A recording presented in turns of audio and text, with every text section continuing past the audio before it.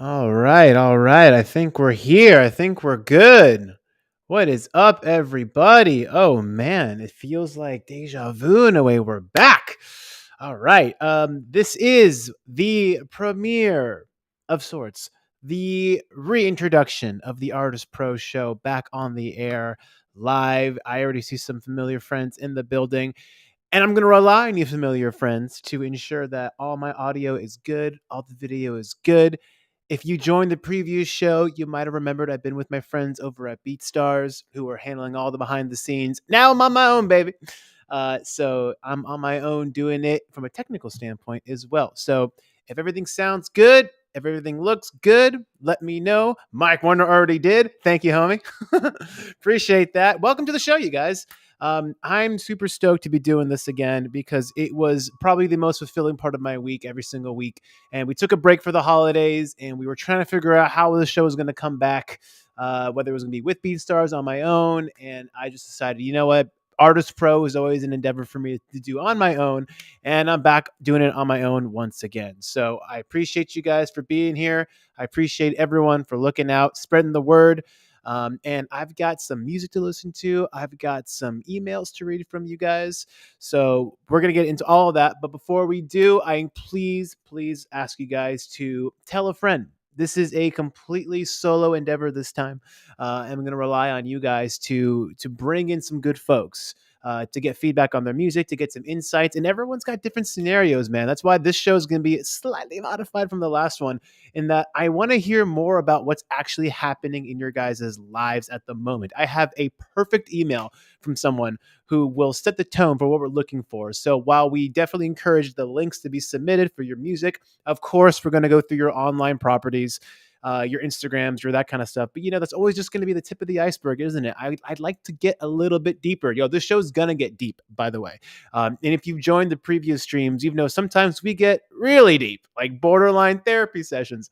But that's important. I think that's important for creators to have that kind of outlet, and for us to discuss these things, because no one's really alone if you really think about it when it comes to the multiplicity of problems and issues that we might face at any given time. I guarantee someone else has had a similar one. So that's all I kind of want to say to start it off. Just tell the homie, if you've not submitted your stuff for whatever reason, there is the QR code right there. Also, you can go to theartistpro.com to submit your materials.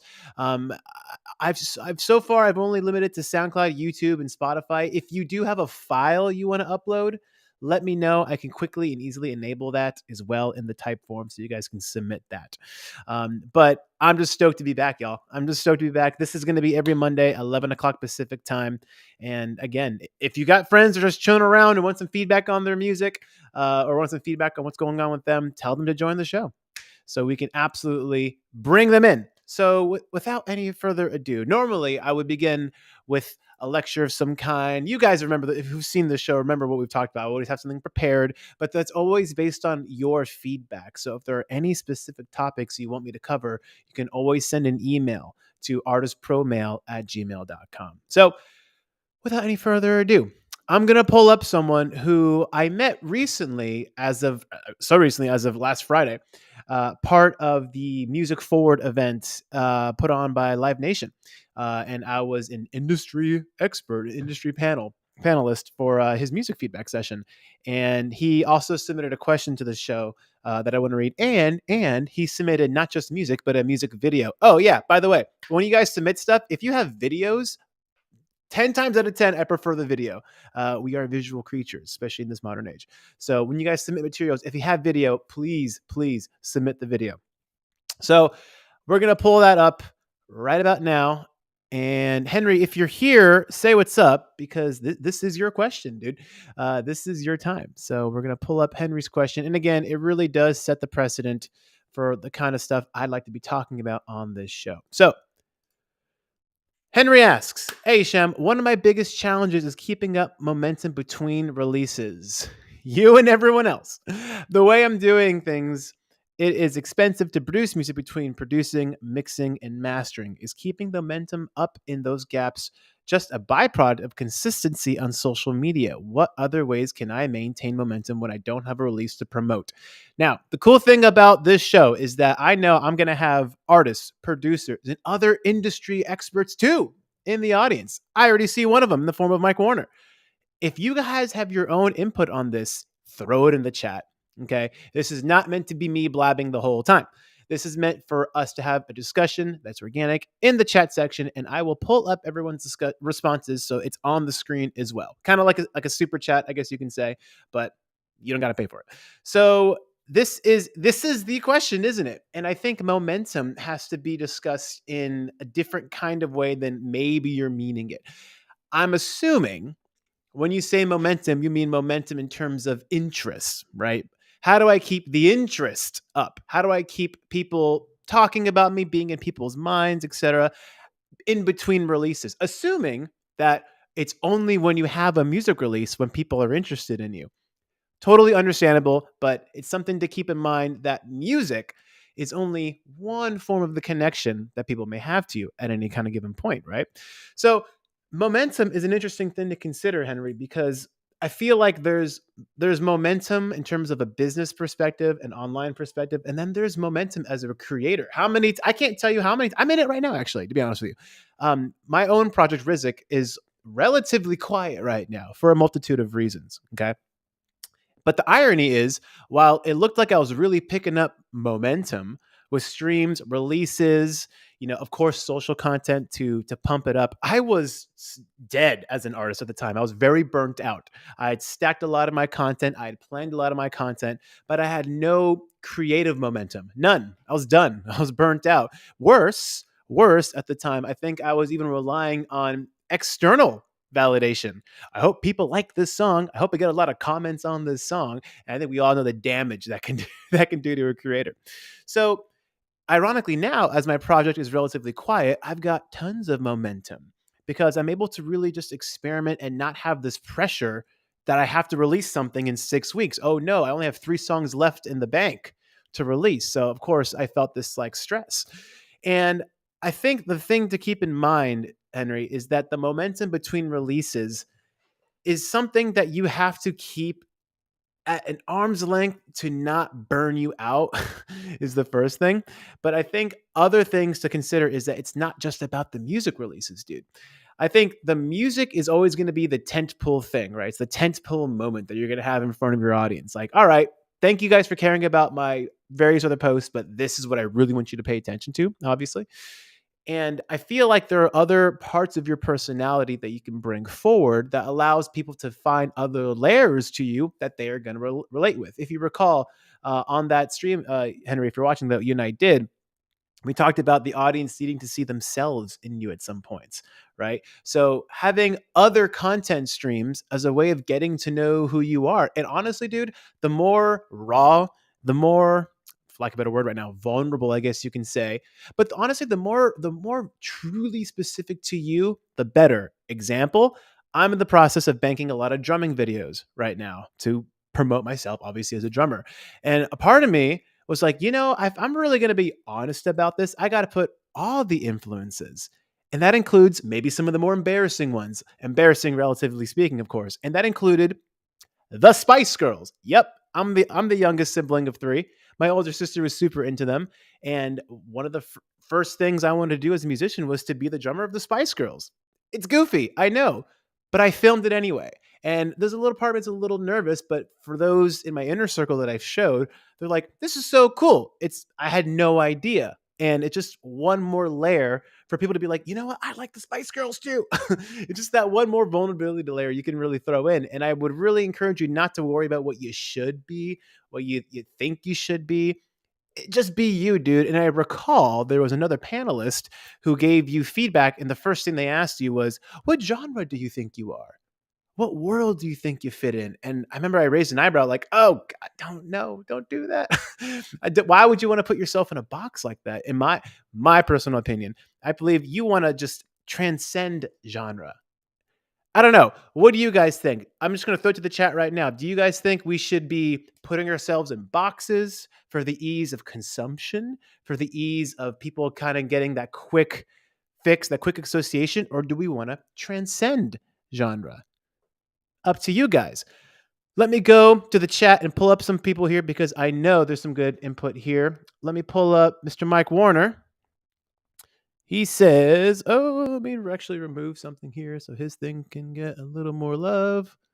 Okay, so it's a little longer, so I'll definitely read it out. Let's see. Mark Warner says, don't be afraid to repost something between new creations too. Your audience is always growing. And I can't, why is it blocked? It's the first show, y'all. Let's see. In fact, you know what I'm going to do? I have a better idea. Check it out. I'm gonna hack the system. Character limitations, my ass. We got this going over here. Mike Warner, I'm going to pull up your response in a total roundabout hacked way. Check it out. We're going to pull up Mike's response. This is when I might need an assistant. Don't be afraid to repost something between new creations too. Your audience is always growing, and some haven't seen your other posts. Others might have missed them the first time. You can always reword the text or crop the image different to make it feel new as well. And that is actually a great point. What's new, what's old to you might be new to someone else, right? People might be following you along at various parts of your journey as well. But there is something to be said about what Mike's mentioning here about repurposing content. I mean, content marketers do it all the time. And I think there's something to be said about going back in time, especially your highest performing pieces of content. It's weird, I know, because you look at your feed every single day and you're like, why am I repeating myself? But for other people, this will be new to them. And this is signified and shown through pinned posts and that sort of thing too. So keep that in mind. Spice Girls rock, says Oliver Blue. Yeah, they do, by the way. Like, those songs are undeniably well written and well produced. Chris Kane, I go with alternative because I alternate. That's interesting. Yeah, interesting. In terms of, he's talking about the genre now. Alternative typically would throw us back to like rock. When I think alternative, I think of alternative rock and roll, which is, again, just my opinion of like genre is such a, it's almost like, why are we still doing this? It's almost like the remnants of an old industry to a degree. I get it in terms of classification of music, but like alternative to what? Popular. That's a format. That's a genre. Popular is a genre. Very bizarre, but it's funny you've repurposed it, Chris Kane, because you alternate back and forth. Oliver Blue says transcendental. Henry McIntyre, so true. Everything is alternative. There he is. Henry McIntyre is in the chat. By the way, Henry, this is your time. If you have some more input, if you want to elaborate on your question, by all means. Chris Kane, I'm a multi-genre producer and can't be in a box because I love experimenting inspired by all the music. Yes, you are. And if you're going to stick around on the stream, which I really hope you guys do, you're going to get to know Chris Kane's sound. Besides it being very, very polished and well done, he's all over the map. And I really encourage you guys to connect with Chris Kane because he is mega, mega talented. Henry McIntyre, I like to use genre as a way to describe myself, like saying I mix folk with indie pop. So something like that. I guess trying to define myself in a way that's still unique. Yep, totally understandable, man. But I did want to pull up your question one more time before we get to your music, because since you're here, by the way, in the chat, and since you also submitted a scenario-based question, we will pull up your music as well. And he submitted a video.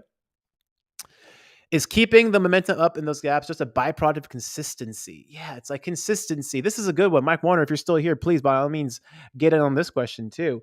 The consistency thing is an interesting one because what's better? You guys tell me. What's better? To feed the machine, to keep pumping mediocre content, which may or may not condition someone to scroll right on past you, or to be perhaps less consistent, but every time you post something, it's something very well done, very powerful, very well thought out, very entertaining, very thought-provoking, whatever it might be. Okay. What do you guys think?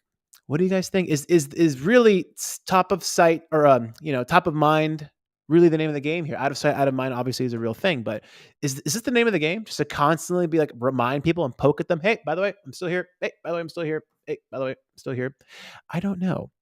Also, one thing I want to mention, Henry, are you producing your own music? Because you're saying the way I'm doing things, it's expensive to produce music between producing, mixing, and mastering. So what of the process do you have control over right now? Can you at least record in your own DAW? Can you at least record something that's almost there? Perhaps that final 10, 15% of mixing and mastering can be done later. What do you think? Mike Warner says, look at Tim Ferriss. He posts a new text post with the link to a blog post from over 15 years ago. Yes, he does. It still resonates with people and nobody complains because it's still technically a new post. Repurpose for the newer fans and revisit for the long-term fans. Context really is everything. Content is king. I've heard that since I was like 14. Content is king. But context arguably is the kingdom in which the king resides in. Make one piece of great content and repurpose it multiple ways versus multiple pieces of mediocre shit posting. Yes, shit posting. I'm so glad that term exists. I use other producers. Dude, I saw you play guitar and sing in real time in front of me. I mean, I think you can learn the basics. So right there, to answer your question in terms of the expense part, you might want to invest in some basic software, Logic, Ableton, whatever you want to do, and just learn how to record yourself from a very basic, minimal standpoint, dude. I mean, if you recall, you sang in front of us. It was just you. You mentioned there was a band component to you, but my first piece of feedback to you was you're good enough, dude. You sound good. So consider maybe just getting a decent mic. Maybe you plug in your guitar directly, mic your guitar, some basic software, decent camera. Even your iPhone these days is good enough. Learn some video editing, and you're off to the races, my friend. Yep. So keep that one in mind. It's not always, please listen to my audio in this most extreme polished form, and that's all the posting you have to do. I feel like if you leaned into just the basics of recording, which I think we can all agree, everyone who's here in this chat can all agree that it's become more and more user friendly and cost effective and affordable than ever before. So we all feel that struggle of keeping up momentum, but to recap, remember, you do want to distinguish between creative momentum, in other words, don't get burned out, and having something consistent. Mike Warner, get back in here if you're still in here. But my whole thing is, if you can commit to at least, and I mean at least once a week, something every Thursday, you have something that's ideally, something that is a pattern interrupt of some kind, not just simply like a photo of you or a photo of the studio or a photo of some gear, but something you produced that's entertaining, inspirational, whatever it might be, something that looks like some thought went into it once a week, or it could just be a vlog, an emotional connection, something. Just I need something from you at least once a week to ensure that people don't truly forget about you in that regard. So while we're talking about that, Henry, let's pull up some of your stuff, dude, because you submitted to the show and I got your materials right here. Henry McIntyre is a singer-songwriter from Boston, combining folk and indie pop. The track we're about to hear, or actually the track we're about to see, thank you, dude, is called Frank. And he says, it was written at a crossroads in my life, and it is about accepting your identity. Frank was a childhood nickname, which got me thinking about my identity. How did Frank come out of Henry? Throw it in the chat, dude. How did that happen? Let's pull up your song. It's a music video, which again, we appreciate you doing that. And I'm going to pull it up over on this screen just to keep my life not miserable. All right, this is Henry McIntyre. The track is called Frank. I'm going to share the tab. Here we go. And he said, such a good question. I don't even know how it came to be. Really? You don't know how one of your own nicknames came to be? Interesting. Okay, here it is. We're going to do the whole thing, you guys. Have a listen, have a watch, and let's give Henry some feedback.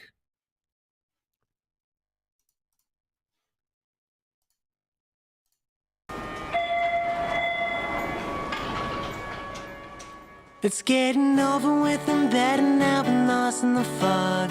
And nobody is right, nobody is wrong. Guess I am myself, stuck on two tracks. Hanging on by pleasantries and bullshit and smiles. No, it's not right, but I cannot lie if this is it. I've had enough of a time. My mother says it's normal to be questioning now. Guess it is, I just don't know how. I'm guessing I was thinking that I should know myself better by now.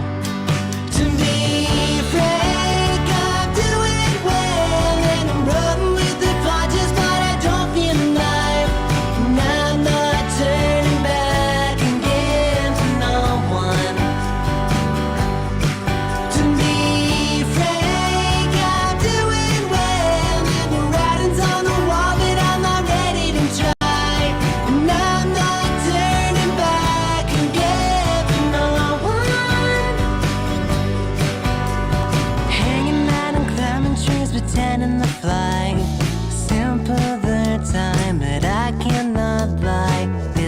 is my path now. It'll start to wind. Holding on to all these things that have become me. You're questioning me, but you cannot see the way we live and breathe at the end of the line. My father says it's normal to be changing now. I guess it is, I just don't know how. I'm guessing I was thinking that I should know myself better by now. To be frank, I'm doing well, and I'm running with the punches, but I don't feel like, and I'm not turning back again for no one. To be frank, I'm doing well, and the writing's on the wall that I'm not ready to try, and I'm not turning back again for no one.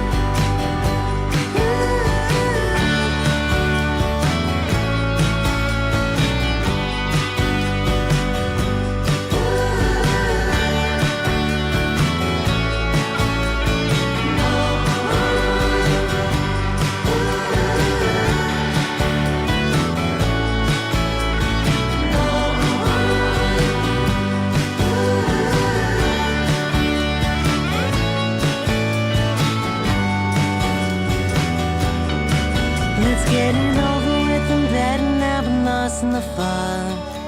Nobody is right, nobody's wrong. Guess I have found myself stuck on 2 tracks. To be frank, I'm doing well, and I'm running with the punches, but I don't feel alive. Now I'm not turning back again for no one. To be frank, I'm doing well, and the writing's on the wall that I'm not ready to try. And I'm not turning back again for no one. And I'm not turning back again for no one.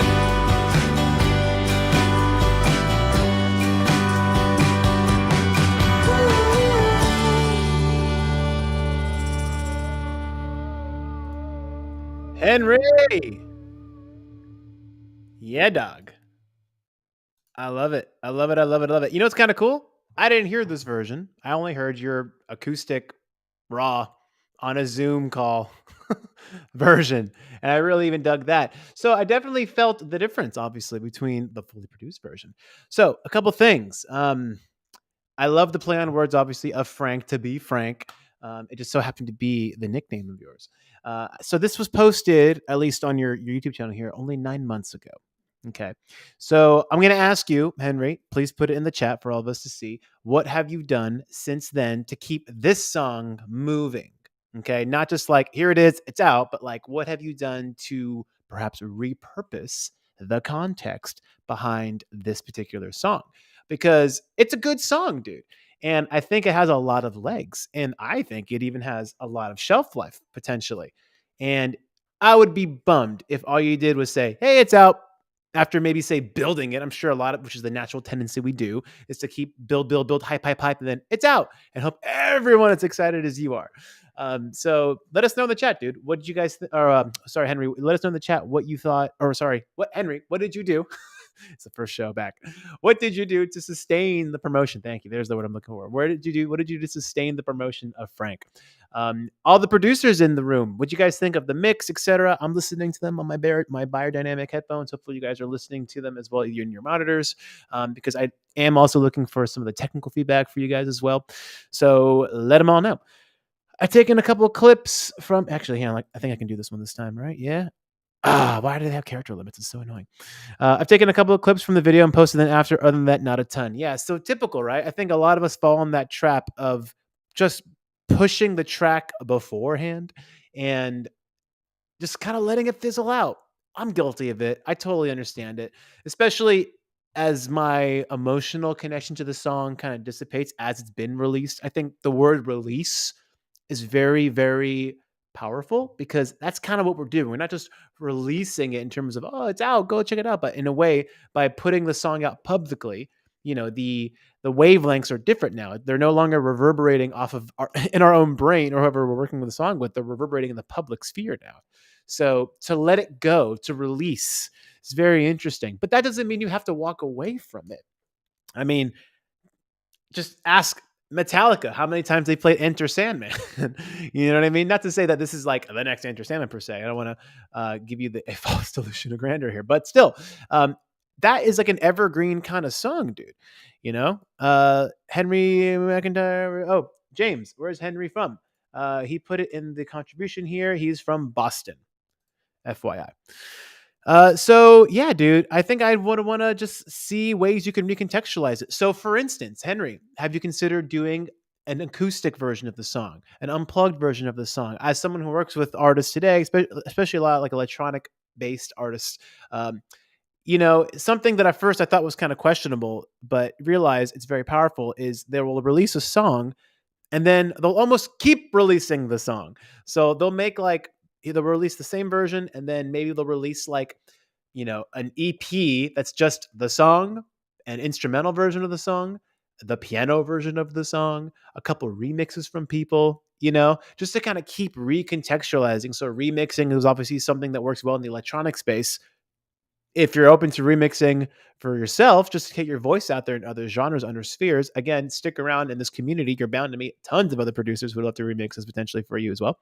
But have you considered at least an unplugged, maybe just you and the acoustic guitar, one take to recontextualize the song? And as Mike very astutely put out, mentioned earlier, you can always link back to the video later on, for those who may have discovered that song on an acoustic. So, for instance, if you're pitching to playlisters on Spotify or Submit Hub, whatever, they might say, "Hey, dude, cool song, but little too aggressive for us, a little too much for us. The band sounds a little too loud for us." Well, the song remains the same. So maybe you do a guitar version targeted towards folk indie playlists that are maybe they're looking for something a little more mellow, right? Maybe you do a piano version, hire a piano player or learn it on piano, have a friend. I really feel like the more impressions people get on something, obviously, the more favorability is going to be bred. But that doesn't mean it has to be the same thing that they see over and over again. TikTok is a great example of this. I can't tell you how many times I've seen an artist. Sometimes it feels a little manufactured. You guys tell me, but where they'll be like, I wrote this verse today in my car, and they'll like rap it or sing it in their car. And then like 3 days later, it's like produced and almost ready to come out. But they just keep providing the context of how that song was kind of developed, So by the time it comes out, the audience is already pretty familiar with it. So in your case, Henry, I think something that could be really good would be to recontextualize this song. Again, it's not even that old, 9 months, but it's got an evergreen quality to it as well. I'll stay by recording an acoustic version and filming it, then putting that version on Spotify and the video and socials. Would that be a decent strategy? That's basically what we just talked about. Yes, I think that would be good. It's not wrong to keep milking a good song. James Shen says, I found that posting the reviews of other curators will encourage people to engage. Sometimes people don't know what to say until they see some positive reviews of your song. We see this in movies all the time. You'll see a trailer, for a film. 2 weeks later, the number one movie in America, Rotten Tomatoes says 94%.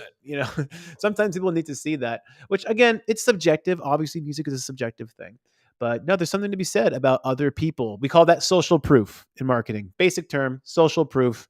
Social proof can extend from people seeing your posts on Instagram and seeing that it has 6 comments, 27 likes, versus if you saw another post that had like 1 like, no comments. Doesn't your brain kind of go, I don't know if this content's worth it?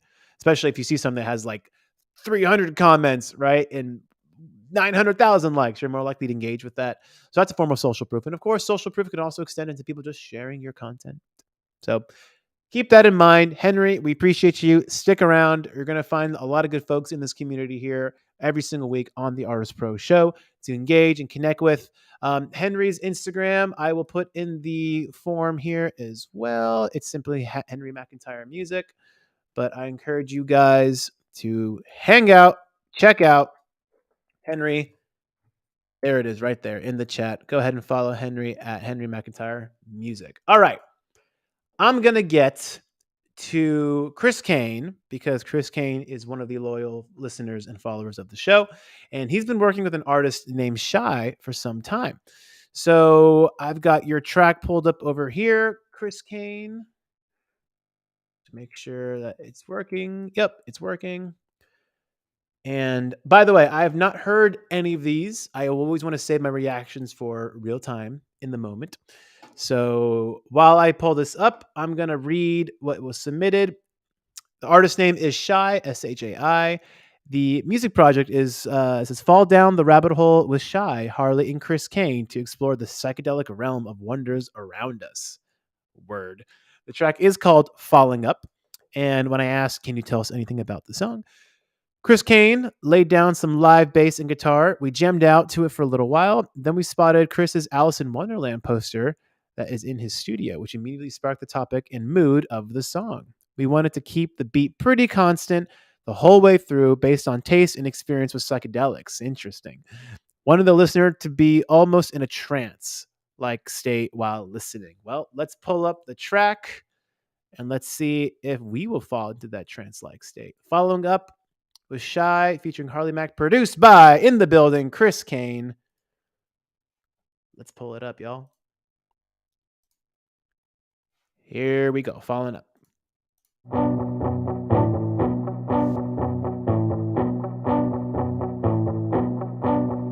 Kane, I don't think we're gonna make it out of here. Things are strange, spinning circles in my brain.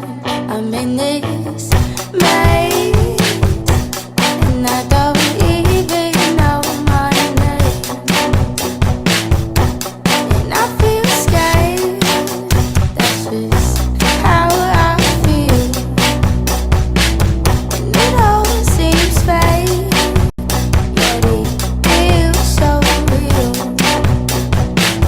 We're on this journey, we're on this ride. Just stay beside me, everything will be alright.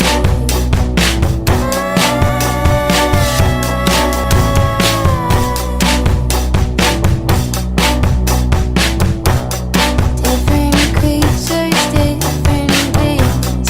I'm not sure what I'm seeing, and I have this feeling they're all surrounding me. I feel so scared, that's how I feel.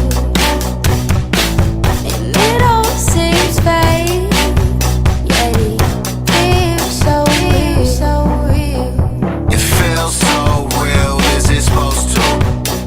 These voices in my head, I got way too social. I'm looking for you, are you looking? Here with me, let's be hopeful. I might smoke way too much before this. I feel like I'm way too high and out. Am I in orbit? Closing my eyes and I can see a little bit holding it together. Try not to let go of it. We're on this journey, we're on this ride. Just stay beside me, everything will be alright. We're on this journey, we're on this ride. Just stay beside me, everything will be alright.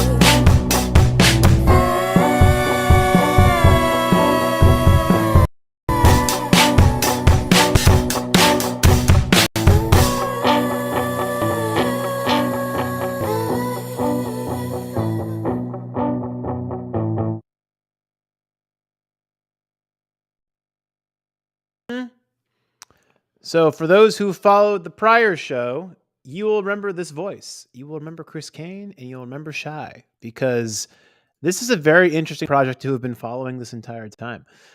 Chris Kane can you give us an update while you're here in the chat about where this project is currently in its release cycle? I mean, you guys putting stuff out now? Are you still building the catalog? Because I've seen a lot, I've heard a lot of this music, but I'm really interested in its beginning to hear some of the, or see some of the videos, dude. Uh, let's find out what we can learn more about Shy. So, first of all, any people who have feedback in the chat, please throw it in there for Chris Kane. Generally speaking, oh, also I should mention Chris Kane. Okay, so it releases this Friday. So I was going to ask you, is this a demo? Sounds like this might be the final track. I'm just going to quickly scroll. My only, from a mix standpoint, and again, I'm only listening in headphones here. The drums might be a little loud, particularly the snare in the high end was a bit. Okay, this is a demo. Oh, well, dude, if it releases this Friday, like throw us the real track, at the very least. Yeah, I thought initially the drums were a bit loud, a bit little too crispy, but I do like the driving momentum of them. Obviously, as a drummer. By the way, holler at me if you need live drums, Chris Kane.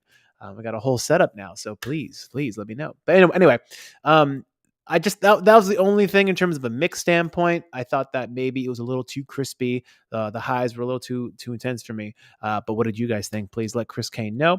The only other thing I would say, there was no and again, this is all subjective. I don't know what you guys were really going for in terms of the movement of the song. It's all subjective to you guys too. But I didn't really walk away with any particularly memorable hook or chorus, and I hate saying that because it's such like a standard thing to say. I definitely felt the recall come when I heard the harmonies of Shy's voice coming in, which are just beautiful and very haunting, actually. If anything, that's something I would actually totally ask you to like lean into actually with her, because her vocals they are in a way hypnotic. You mentioned the track is meant to induce that trance like state, but dude, just her vocals alone are kind of hypnotic. And whether it's like this track could have ended with just more of that raspy harmony, which seems to be her thing. Um, Consider something like that, but the star of that of her, it really is the vocal kind of component and her unique fingerprint. So the tracks that I've heard have always been super well produced, but in many ways, dude, I feel like this is a good example of maybe the drums didn't even have to come in till like verse 2 or something, because like she's just got this really beautiful hypnotic voice that I think needs to be at the forefront of all these. He says, this is a demo. I made some live drums for sure. If you have a song with her that I need drums for, holler. Yeah, this is just almost a freestyle type record. No directions, sort of like an Alice in Wonderland. Okay, cool. I mean, look, in terms of pumping the machine, can totally work, but I just got to see and hear more of that voice, which brings me to her socials, shall we? Let's pull it up for feedback. So we're going to stop sharing the SoundCloud and we're going to pull up the Instagram. Okay, I'm just going to pull this up over here so I can still see. Alrighty. There is Shy's Graham. Listen to Shy. So if I recall, this is also the new one as well. You had a different one, but here it is.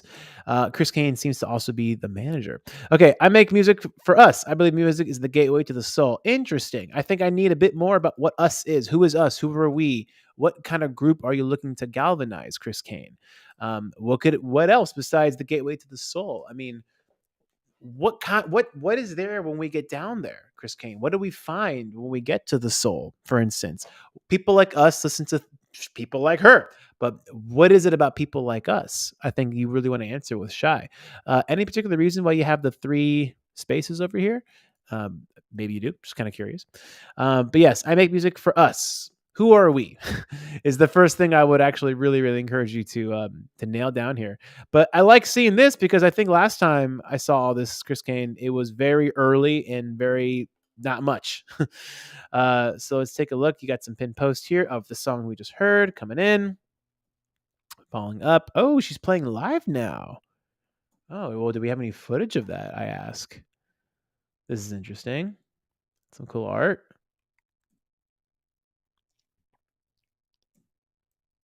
It's good to see her more pop up now. I remember previously that she didn't really have much going, but this is cool. Oh, here we go. Baby, I don't wanna be the one.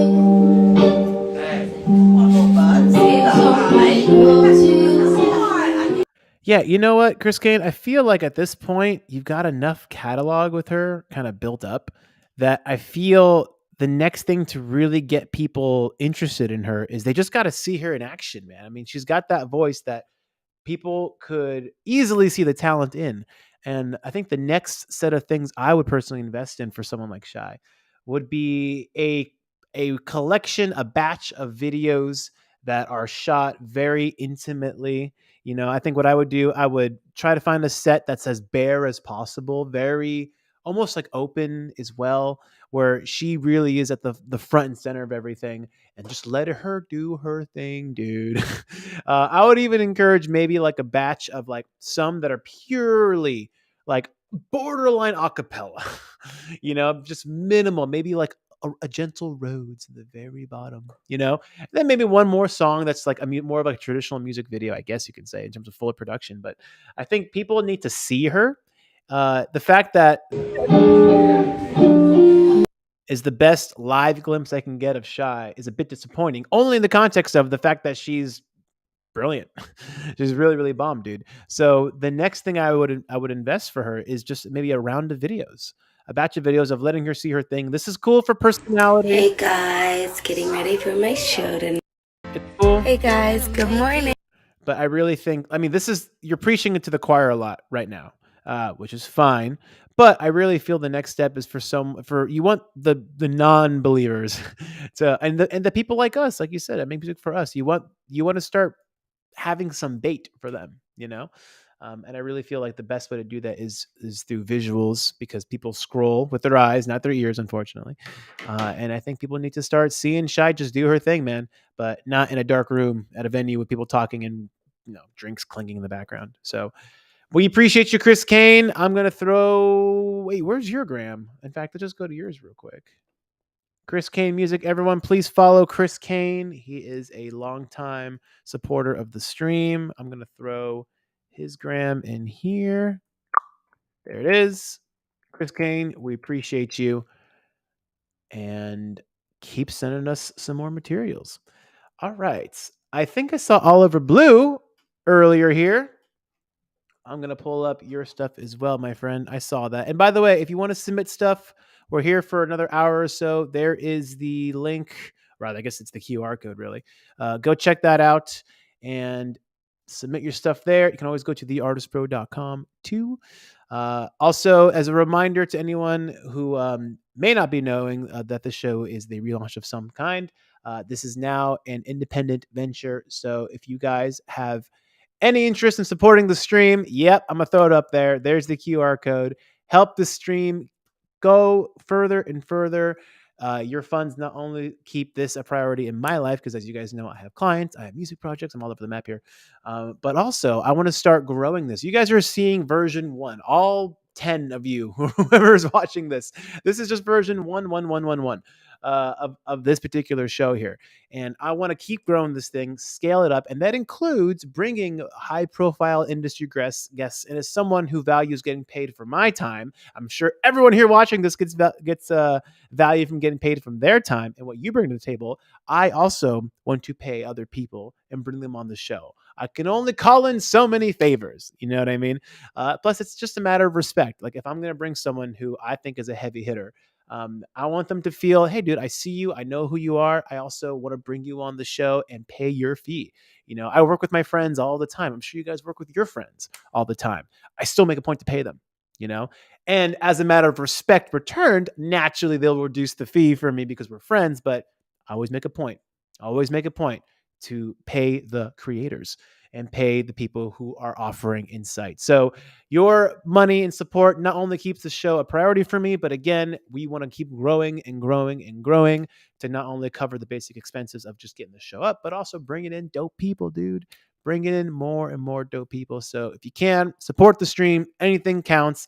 Even if it's just like the littlest thing, it's just a reminder to me that, hey, like people do value this and I need to keep going. So there's that link. I'll bring it up again later in the show. We do appreciate you. Okay, Oliver Blue, I believe you're here. There he is. All right, I got your stuff over here, my friend. Oliver Blue is an independent producer, engineer, shaky vocalist, songwriter, variety to spice of life. The track that he submitted is called Seriously. And the track makes a return to consistency. The track marks a return to consistency in his career while remembering not to take himself too seriously. Uh, Hence, the track is called Seriously. So I'm gonna pull this up. The track is called Seriously by Oliver Blue. I have you up over here, my friend. I'm gonna pull up the social link that you submitted, which is at Oliver Blue. In fact, I'm going to try doing this more consistently so everyone can check you out in real time as we listen to your music. All right. Oliver Blue, I got you right over here, my friend. We're going to pull you up and I'm going to throw your link. If you guys want to follow him or check out what he's doing, there's the link. His Instagram, Oliver Blue. Here is Seriously. Pull you up the Chrome tab. All right. Here we go.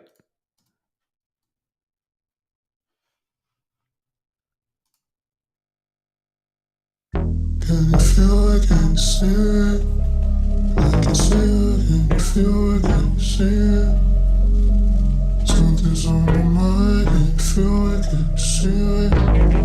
I can take myself seriously.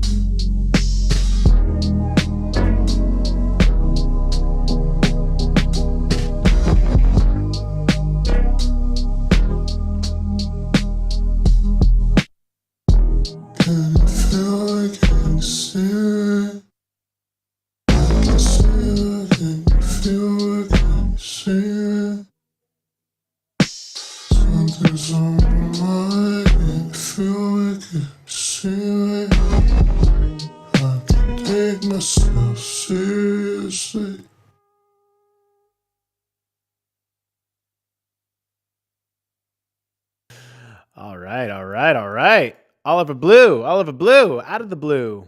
In a way, right? Out of the blue. Oh, get out of there. All right. Oliver Blue, dude, yo, appreciate you. And yes, I appreciate the video. I appreciate the visuals. I appreciate the lyrics being on display. I have some thoughts on this one, dude. First of all, I put it in the chat. Maybe you can respond also now that you got us here. What made you fall out of that consistency? Again, context really matters. You said it marks the return to consistency. Well, remember not to take yourself too seriously. Could it be that the fact that this track, I think around the midpoint of the song, definitely changed directions. It's you kicked in that halftime feel, and it almost felt like a whole new song entirely. Could that be the reflection of not taking yourself too seriously in the sense that maybe you thought like, all right, since it definitely had more of that electronic housey kind of vibe, you had to stay in it for DJs and whatnot and, that kind of purpose. But then eventually you're like, nah, fuck it. I kind of want to do what I want to do. Could that also be a reflection of what was going on there? You tell us. I don't want to speak for you, but in terms of the context that you provided, that's the story that I heard. I felt like you were kind of back on your grind, hence like the forward momentum of the song. And at some certain point, you're like, I kind of feel like doing this, and that's what I got. Can you see me? Can you feel me? Are you, and then you return by saying, I can see you, I can feel you. Is that, again, are you talking to yourself there? Would love to learn more about what was going into that. I said, honestly, personal issues, finances, over criticism, moving out of LA. That'll do it. That'll absolutely do it. Can I pull up your response? Yeah, right. Yeah, moving out of LA. Um, that's always a thing, man. Where did you move to, by the way? Throw it in the chat. Let us know. Uh, I like the song. Did you guys have any feedback? Again, I only got it right here in my headphones. I really dug it. I thought that change up kept things interesting. And as someone who always bounces around from various songs and styles, I mean, my ears are open and welcome to it. But please let us know what else that you had in mind for the song as a means to reflect what you're talking about. Oh, it says I pretty much hit the nail on the head. Well, I didn't. You did, I think. Like the music always speaks for itself, dude. But do you see why the context matters? So Oliver Blue, let me ask you. This song, you did put it out relatively recently, I believe, right? Let me pull up the link one more time because it disappeared on me. Oliver Blue. Let me just, I hate to put you under the microscope again a little bit, dude, but I do want to know. Oh, only 3 days ago. So this is like brand spanking new. Well, everyone needs to go support the homie over here for his new track. Illyrium says, I felt the sub bass might have been a bit too loud mix wise. Oliver Blue making tons of music and then never putting it out for seemingly no reason other than self critique. Oh, yeah. Oh, yeah. I think that's a little too real. I think we all know that one. I also moved back to Washington State to be closer with my family and my girlfriend. Okay, cool, dude. Kind of curious to know how that also translates to music, too. But on the note of how you promoted the song, I am going to go to your gram. And actually, why don't we all go to your gram and pull it up? Let's pull it up on another tab. Otherwise, I always break the damn thing. Okay. We're going to pull up Oliver Blue on Instagram. And if you've not already followed him, make sure you guys do that. Alrighty, we should be good. Oh, no, we're not. Good enough. Sort of good. Okay. Let me just zoom in a bit more for the heads who are on mobile and whatnot. Okay. Oliver Blue, producer, engineer, artist. Producer, engineer, artist. Icon Collective alumni. So, what do you guys see when you see this in the bio? Producer, engineer, artist. Throw it in the chat. What do you guys think? What emotions come to mind? Like when you see this dude and that's the first thing you see, what do you hear? What do you think of this person? What do you think their role is? Um, Mine has to be producer engineer for hire. I feel like if you put that as like the first thing, especially like okay, like producer is a wide reaching term, right? But you slash it with engineer. Engineer rings like technician vibes, right? In other words, for hire. So that could totally be what you're going for, and it's all good. It's all good if you, especially if like this is what you're trying to make your business as. But then the artist is just like on the other end of it, like producer engineer, but yeah, occasional artist. That's kind of what it sounds like to me. The Icon Collective alumni is obviously a good thing to kind of piggyback off of. For those who don't know, Icon Collective is a very renowned school here in Los Angeles that really pumps out some top tier talent, namely in the electronic music space. So again, based on the fact that I know you, and I think I know what you're going through here. It's like you're saying, I produce music, I can be your engineer, I can be your technician, and you should trust me because I went to Icon. Which again, that might be good for now, but what else, dude? I think there's something else here that you could throw in that shows that you're beyond the Icon thing now. Like you said, you left Icon, but what have you gained since then? And therefore, what is your perspective? It could be producer engineer that I don't know turns tracks into name that metaphor. I don't know. That's something that you got to actually really kind of think about. But what is it about working with you that makes you so marketable? I guess you can say. What is it about your approach to producing and engineering? So on that note, Oliver, if you mind just throwing in there, to what degree are you balancing your scales? Do you want to be known more as a producer engineer, or do you want to be known as the artist? I'm kind of curious. As I see it now, I mean, you're releasing original music. So, are you releasing original music as a means to just demonstrate your skills, which is fine if you are, or are you releasing original music to be the personality, to be the artist? So, keep that in mind. It looks personal. Again, actually, yeah, I don't want to put words in your mouth, dude. Like, let us know. Like, what do you think? Do you want to be known right now? Are you trying to present yourself more as the technician, the workhorse, the person that's trying to get hired for gigs, or do you want to be perceived more as the artist? And by the way, there are definitely ways to do both. If you're going to focus on one or the other, if you focus more on the producer engineer thing, there's definitely an avenue to build yourself as an artist. And if you're trying to be seen more as an artist, there's definitely a way to also keep your bills paid through the production and engineering side of things. So let's take a look at some of the content. Looks like you got some of you got this built up already over here. Yeah, dude. Look, for someone who pays attention to like the ratios and whatnot, like 1,000 followers, 19 comments, this shows some interest.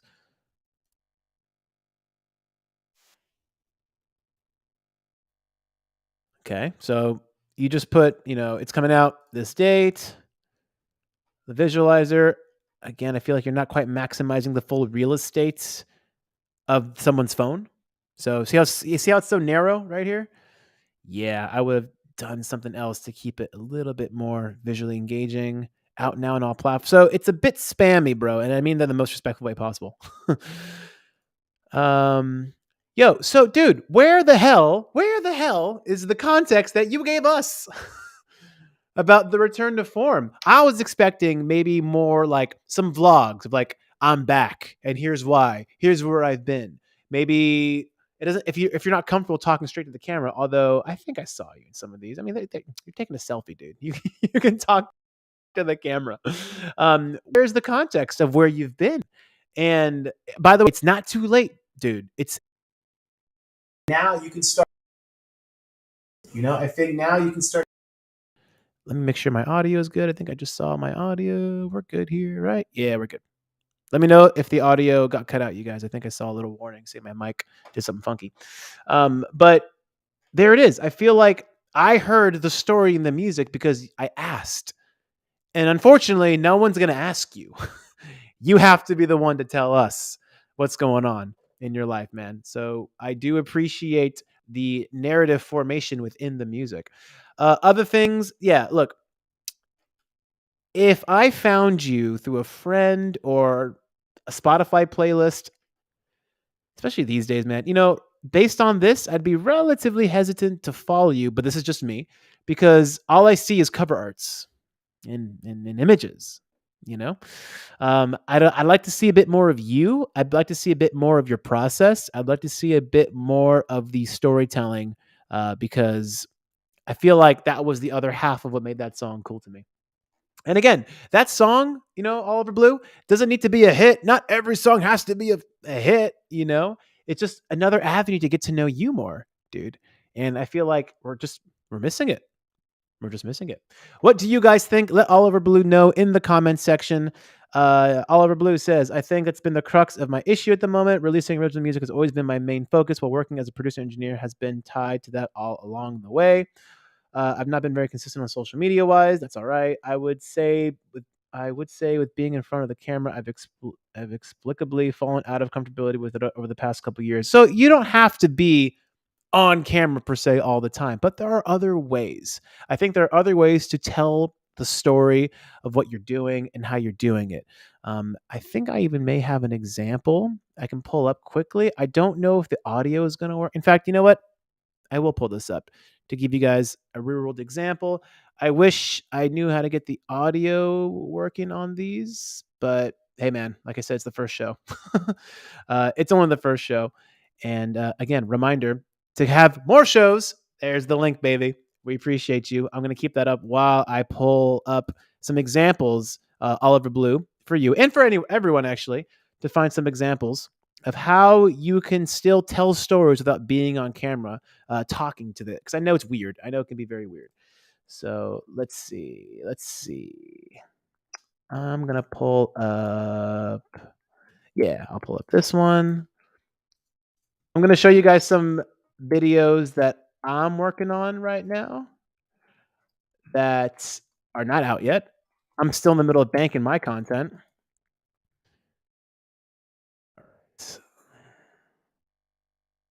And hell, you guys give me feedback on these, but I wish I just had the audio. This is good enough. I think I got a couple. Okay, so Oliver Blue, this is for you. Other ways to demonstrate story with content. And by the way, what I'm doing here isn't new. I think what I'm doing here is just going to be taking a spin on what already works, namely through things like TikTok and Instagram Reels. Text overlays can be very powerful. Speaking of overlays, let's get this out of the way. Um, Again, the audio is not going to work, but if you guys recall, I mentioned that I'm doing drum covers, and one of them is the Spice Girls. So I'm going to put myself out of the way just real quickly. Oh, go ahead and play.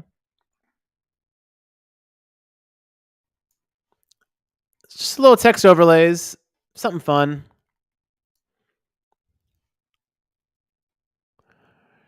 So it's like I'm just doing my thing, obviously. But rather than rely on on the Instagram or Reels or whatever, like I just kind of did it my own way. And then I eventually fade into the origin, you know? And none of this content is out because I'm banking all of it. And I want to make sure that I can be consistent with high quality because this shit took a while. Like it takes a minute to make, I think, truly good content. That's one example. I got another one for you here as well. Just ways to add context to what's fueling you, what's keeping you fueled right now. That audio did not work, right? If you guys heard the music, let me know. I don't think you did because I have to figure out how to do it. Stream number 1. We're here. Here's another one for you. Let me share this one. Yeah, let me know if you guys can hear the audio. I don't think you can, but maybe. I don't think you can. All right, just some more context.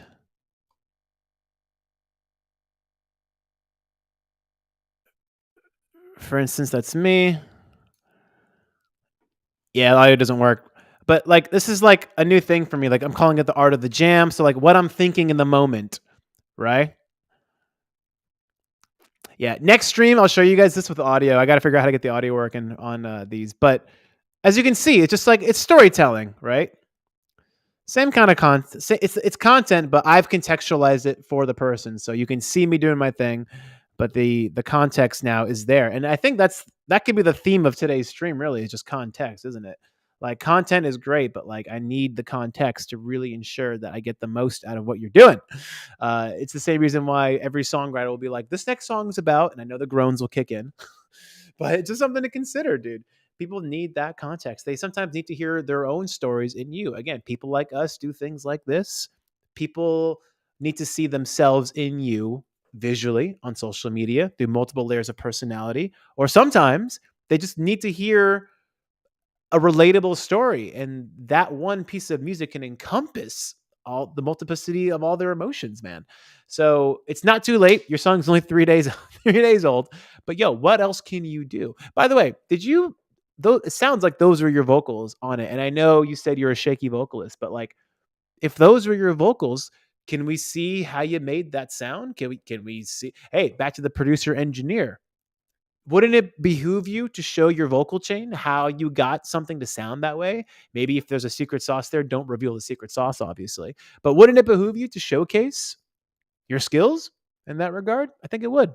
So there are so many ways to recontextualize all the different ways that your music is making an impact on yourself and therefore potentially making an impact on someone else. But we appreciate you, Oliver Blue. Stick around. If you've not already followed him, make sure that you do that. We definitely do want you to come through and send us some more music. He said here this past year he's joined a community for a podcast called Dudesy that has been a massive inspiration and outlet for creativity for me, as well as connection with like-minded folk. Word up, dude. Well, send me a link to that if you don't mind. Kind of curious to know. Also, again, if you guys have questions, I'm just going to put it in the chat now. If you guys want to send a question about anything, anything, frankly, please send it through to that email address, artistpromail@gmail.com. James, oh, right here. That's my buddy Chad's podcast, Dudesy. All right. So it's a small community, y'all. It's a small world. Alder Blue says, good point. I would love to put together a deep dive on the song of some sorts. Chris Can's got another one for us. Word up. Chad is my Lord and Savior. All right. Yo, can you guys link me to this? Because I kind of want to check it out myself. I'd love to see what he's going to be doing. Going to be in LA for the live event in May. Was also recently also a street artist. Oh, yes. Please send through. Okay. I believe Illyrium. I thought I saw what did I see one of yours here? Yes, I did. Giovanni, you're here. Let me pull you up. Let me put away some links. I'm gonna pull up your SoundCloud. Illyrium. You guys have seen Illyrium pop up in the chat. Well, now we're gonna hear his tunes. Okay. Giovanni Rico, the project is dark, sexy, hypnotic house, and techno. This track is called Move to the Moon. You know, I'm thinking about it. The longer I stay on this planet, the longer I think about it. Can you tell us about the song? Wrote the song during COVID. Finally feel I have the skills to make it sound professional, so reworked it now so it's ready to be released. Oh, word. Is it out? This is a private link, but yo, is it out yet? Let us know. I'm going to pull up the gram. There you are. Everyone follow Giovanni.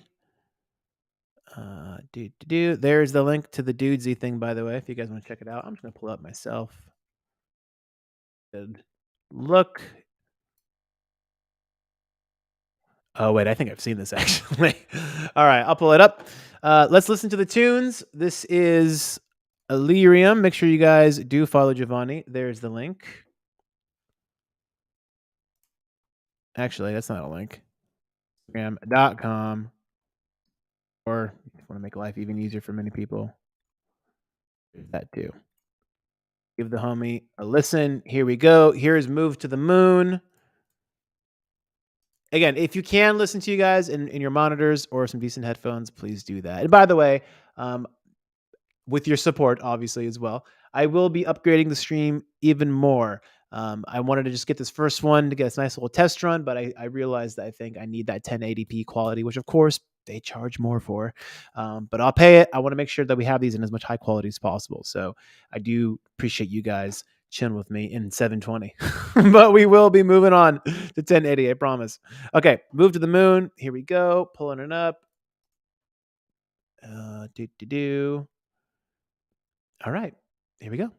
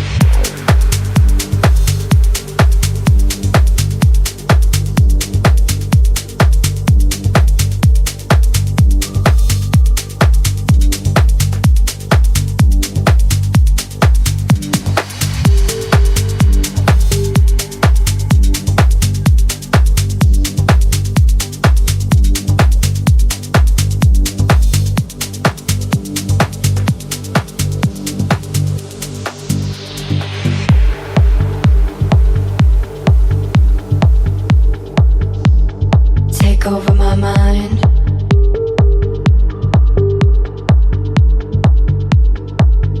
As we move to the moon.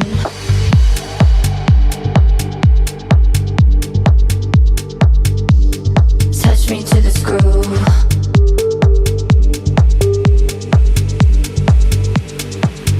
As we move to the moon.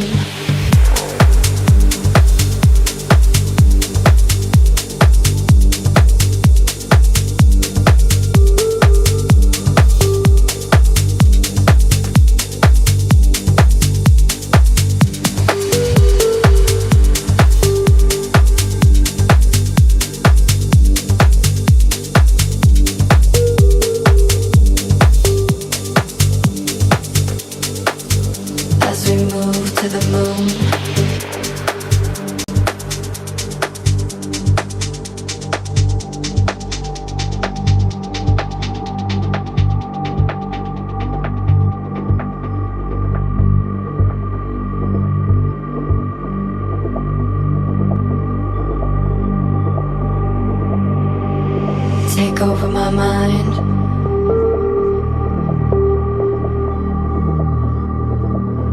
As we move to the moon,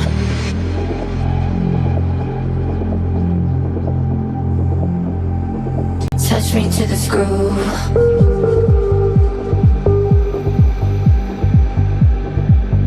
As we move to the moon,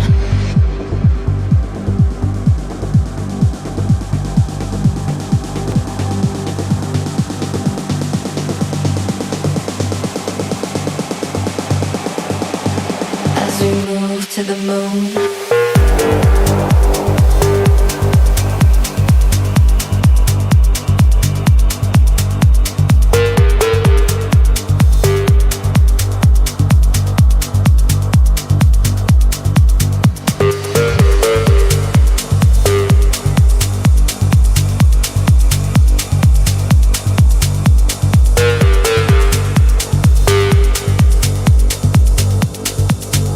As we move to the moon.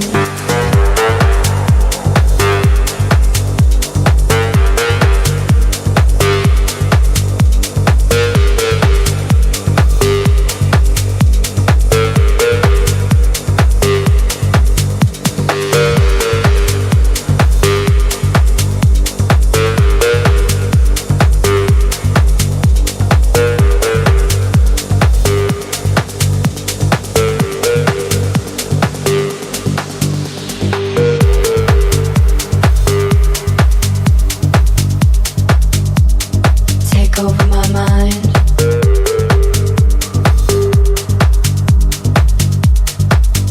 As we move to the moon,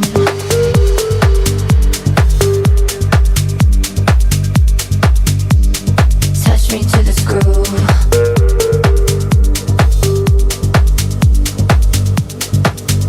As we move to the moon.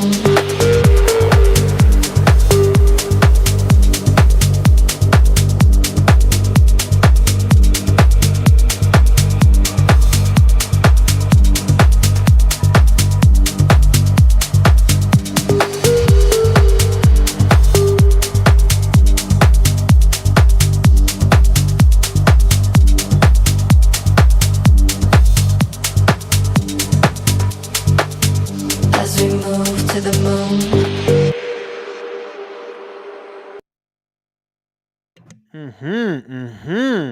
Yo, word, dude. I like that kind of shit. I love that deep. Hypnotic is the word I guess you can use too. Yeah, man, I'm into that stuff. For those who may or may not know, if you can, yeah, you can kind of see that, right? That Plastic Man vinyl thing over there, that ain't just for show. I worked with Richie Houghton very, very closely for, oh man, 5 years, something like that. And because of Richie, I met all of techno because he's definitely a don in that scene. And I got very much it was a baptism by fire in that like techno specifically was never really my thing, but I got the ultimate baptism in that I met like one of the main dudes. I went on tour with him, lived in Ibiza with him for 3 summers, put on events with him, built his brand in many ways, and met a lot of great techno DJs. And I always gravitated towards the more groovy, darker kind of stuff. The Tale of Us, the Life and Death guys, like really, really spoke to me in particular. And I just like this kind of brooding stuff. I also work with Desert Hearts very closely for a number of years as well. And they have their own sub label now called Desert Hearts Black that is very much in line with this. Let's get some more context on this, by the way, Giovanni. Is it when is this dropping? It sounds like it's going to release sooner than later, but I would like to definitely understand when you're releasing this. And let me just pull up your gram one more time so people can follow you. There you go. Yeah, dude, let us know when is this coming out. Okay, so in terms of feedback, the only feedback I can really give in terms of this kind of stuff is, well, first of all, I'm not a DJ, even though I worked very closely with them for a long time. I never wanted to be a DJ. I never got the bug for. I've DJed a few times just for fun, but I never really wanted to be a DJ. But I do know the function of these songs because I've spent so much of my time in these damn nightclubs, hearing them in their appropriate setting on loud ass fucking function one monitors and deep dark clubs all over the world. So in terms of like what it's supposed to do to the floor, I think it's definitely doing its job. Two things. One, and this is just feedback that I've gotten from the likes of many of these DJs that I've worked with, is that if you can avoid, maybe this is like the DJ to DJ thing, because I feel like the average person may not really care about this so much, but I do. If you can avoid slash try to find another way to build without the snare rolls, because I feel like it's just been done, but at the same time, I understand the average person, that's their signal for them to get ready. Like, oh, I know what this means. But if there's another way, anything, sound design usually is the answer to this, that you can build tension of any kind without relying on the snare drum rolls, do it, dude. Try to do that. And yo, that could even be your calling card. That could be your signature sound. I just think it's just been done so much, and it's just like the easiest way to lump yourself in with so many other people. Um, if anything, keep your snare rolls for all you electronic producers. Keep your snare rolls in place, and then maybe open up your sessions and remove them, and try to think, how else can I build tension? Whether it's through maybe ducking certain instruments, reducing some certain items. Maybe you do something else that's rhythmic, that builds, that's more sample based, like you sample yourself kind of thing, maybe through a vocal. I don't know. It could be not only your signature sound, your signature thing, especially I think anyone who makes this kind of music can relate. Like it's fucking hard to really have a signature sound when there is such a parameter of expectation for DJs, right? Because for those who may not be as familiar with this whole world, when you make songs like this, yeah, like it's getting your name out there for hopefully for you to DJ other places, but you really are making this kind of stuff as in a way a service provider to other DJs. They want to make sure that this will move the floor for them, right? Or at least fit in the context of their broader set. So not only will you potentially make your own sound by finding a new way to build tension like that, because you'll be heard over and over again in multiple sounds. But hey, someone did the snare roll first and then everyone copied them. So you might even be on the verge of starting your own trend of some kind. Keep that in mind. That's the only thing I would say from a production standpoint. Mix standpoint, this one's tough. And this just may come, I think this just comes down to mastering, because as someone who also for a period of time even managed the record label for Desert Hearts, and someone who worked very closely with Minus Records, with Richie, Desolate with Loco Dice, Life and Death with Tale of Us, I heard a lot of music coming in, and sometimes I would be like, that was a good track. Like, why did they just like toss that to the side? And sadly, a lot of it really does come down to the mix and master, dude. So this song was mixed well. I felt like every part was pronounced well enough for me to really understand where you were going. The mastering could be another thing to look into to really just beef it up even more. Were you mastering with plugins like Isotope and whatnot?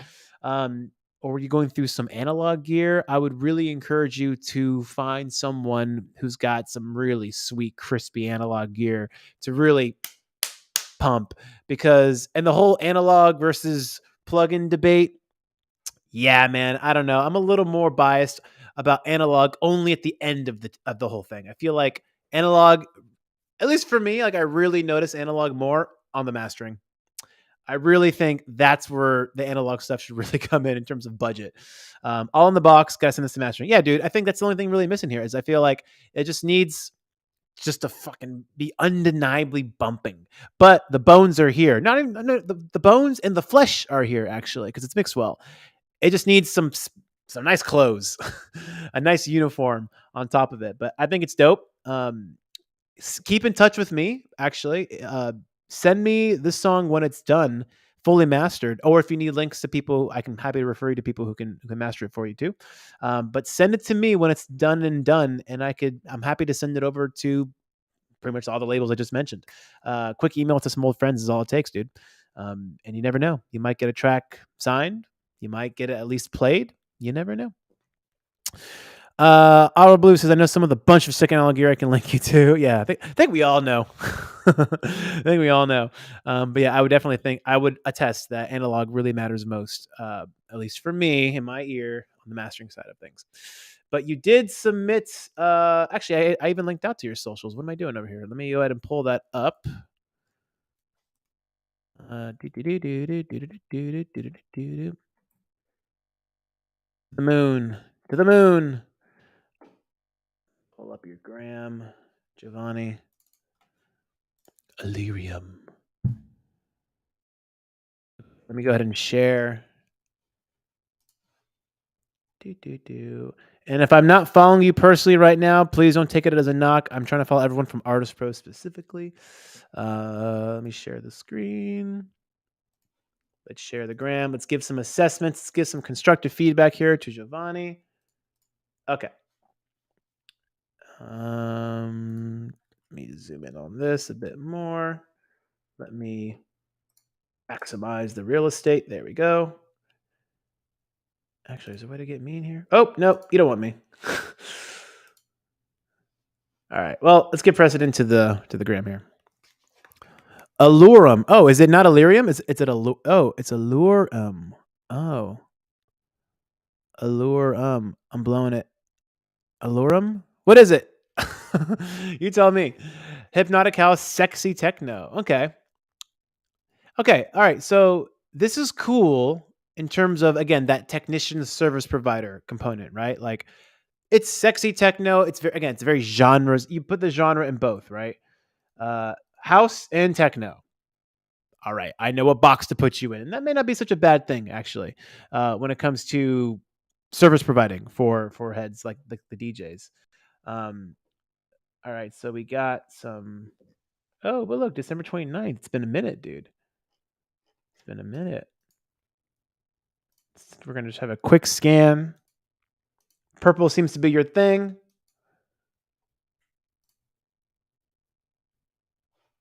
Okay. Some comments. Hopefully, this got some good replies. Looks like it did. I guess Giovanni, I'm going to ask you the same question I asked all over Blue here. Is like, where do you want to lean? Are you leaning more towards you are the artist producer that's looking to get linked up with labels and DJs, or are you the more person for hire per se? Hello. Yeah, I mean, like definitely the color purple thing is definitely interesting. I guess what's missing for me, or would be more interesting for me, I guess you can say, and this goes to maybe to Oliver Blue as well. I feel like it's so easy for y'all to stay siloed because you are so self sufficient. You know, you guys can produce music pretty well. I'm pretty sure you guys are also good with things like Photoshop and making videos. So I get it. It's challenging to like, why would I want to start branching out when I'm pretty self sufficient? That's also why I asked who Adria is. I think I need to start seeing you collabing with other people, dude. Like producers, I feel like producers really spread and grow when they collab, not only with other producers, obviously, but with other people, right? I mean, we just had someone here mentioning that they want to recontextualize their songs at the top of the show, but like, yeah, I feel like that's a great way to not only expand your own personal network, but to just have more inroads for people to discover you. You know, like I feel like if you were like one interesting thing to consider, like you can start releasing your own music, obviously, and keep that moving. But maybe another thing to pitch to people is that like you can make dope remixes for them that are you make like sexy techno. So maybe you take someone like say Shy, for instance, Chris Kane. I would absolutely encourage you to hit up Giovanni over here for remixes because my God, imagine taking those vocal stems and making something dope out of that. Like that's a dope collab having now Giovanni into Shy's world, Shy into Giovanni's world. You know, that's something I would say also for you, Chris Kane, as her manager, as it seems too, is that you got to get that voice in as many worlds as possible, dude. And one of the best ways to do that is to be open to things like remixes, particularly from people who are as talented as Oliver Blue and Giovanni as well, because they clearly know what they're doing here, man. But I just need to see more of you at work, not so much like here's me in the studio, but you working with other heads. Like, hey, I produced this track for this person. Yep, I produced this track for this person. I produced this track for this person, and cross post that content, man. You know, like you should be sharing. You guys should both be cross posting at the same time to ensure that you get into everyone else's feed, and maybe you can be the go to person for hypnotic, sexy tech house and techno remixes for a bunch of people. Not to mention, I'm sure, as from a songwriting perspective, it's easier to to do when you have vocalists as opposed to only always relying to your genre. I feel like there's so many ways to keep going out and about. All right, but I dig the music. Again, follow Giovanni at Allurum, right? Am I saying this shit right? At Allurum. And make sure that you keep up with him and what he's up to. All right. Is there anyone else in the chat that submitted something that has not had their materials heard yet? Because I do want to make sure everyone here is heard. Is Grim Fables in the building? Is Grim Fables in the building? Let us know. Is Shenanigans in the building? Remember, I always give priority to those who've joined the stream live. That is very, very, very important to me. Chris Kane says he submitted a question. James Shen. Oh, you didn't get. Did we? Where is yours? Where is yours? Uh, did you submit under a different name? James Shen. That might be it. Shenanigans. That's probably it. Right? I'm sure. I'm sure it was. Okay, I got you. I got you right over here. Shenanigans. Duh. Probably should have thought of that. All right, we pulled you up over here. Let me get all your materials up. I'm gonna pull up the gram because you submitted that. Everyone, please go follow our homie here. I'm gonna pull up right there, Shenanigans Music, and I'm gonna pin that right there. Drop That is the name of the track. So, why don't I hold? I'm just going to pull up the actual SoundCloud link.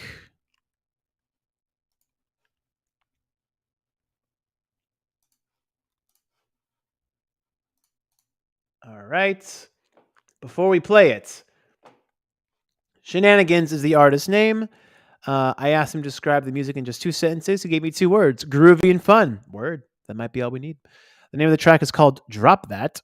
And when I asked him, can he tell us anything about this track? He says he wanted to write a minimalistic but heavy and groovy track as a palate cleanser when he starts all his sets. Interesting. I'm going to put that response in the chat so you guys have the full context. Will that show or will it get cut off? There we go. Let's listen to Drop That.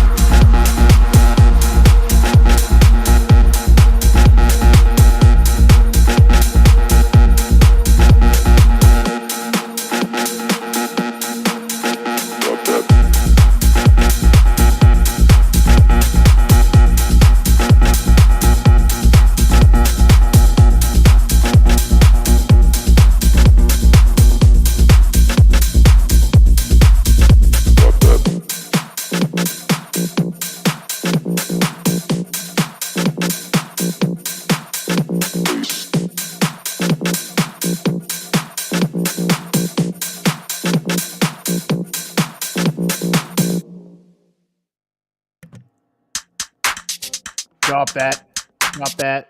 Drop that. Drop that. Yo. Well. Oh my god. Does anyone know how I got you? Oh, this is great. This is great. This is great. This is great. I love. Thank you for putting this comment. This is fucking hilarious. Um, this just goes to show you, dude. This just goes to show you that like timing, relationships is everything. I really do think that. No, dude, this is so dance floor ready. Like I said in that little chat there, it's mixed perfectly. It's mastered perfectly. Like this could easily be flowing into a set from any of the heads I mentioned that I worked with previously, whether it's the Desert Heart guys, the Dirty Bird guys, whoever, man. And yo, by the way, I really think that what you said earlier. In fact, let me pull it up one more time.